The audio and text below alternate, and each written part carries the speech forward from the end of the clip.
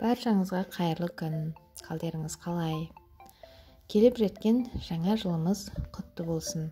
Бүгін мен сіздерге өте оңай, тез арада дайындалатын бисквит тортын пісіріп көрсететін боламын. Бисквиттің жасалу жолы өте оңай. Бізге қант, жұмыртқа және ұн болса жеткілікті. Қант 200 грамм, ұн 180 грамм және 5 жұмыртқа болу керек. Ең бастысы біздің бисквит дайындау үшін ыдысымыз таза және құрғақ болу қажет. Осы ыдысқа жұмыртқамыз бен ұнымызды салып, жақсылап тоқтатпастан 10 минут миксерлейміз. Осы 10 минуттың ішінде жұмыртқа мен қант 2 есеге өзінің көлемін үлкейтіп, аппақ көпіршікке айналады. Сол мезгілде жайлап електен өткізе отырып, ұнымызды саламыз.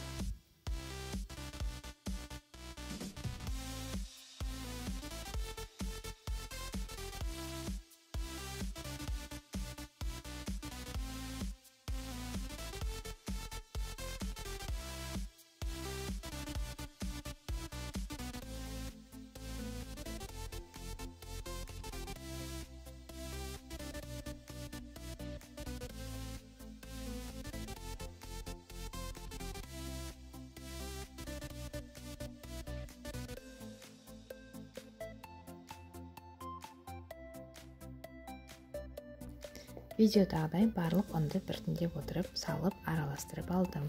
Енді алдын ала майланған табаны ішіне жаңағы қоспамызды құямыз. Енді духовкамызды алдын ала қыздырып қойып, 180 градуста 25-30 минуттай пісіріп аламыз. Менде осындай үпілек бисквитім дайын болды. Әркім бисквитті өзінше сәндеп алуға болады. Мен қаймақ пен сгущенканы араластырып, ортасына және үстіне жағып, үстіне кішкене теркадан шоколадты өткізіп алдым.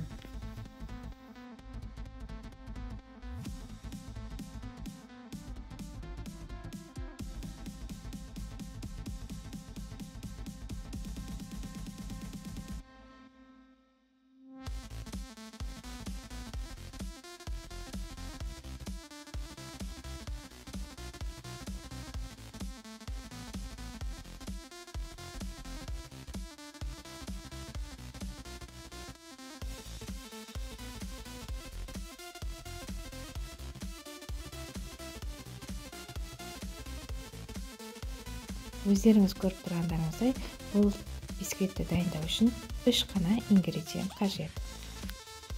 Сондықтан міндетті түрде отбасыларыңызға дайындап беріңіздер. Сау болыңыздар!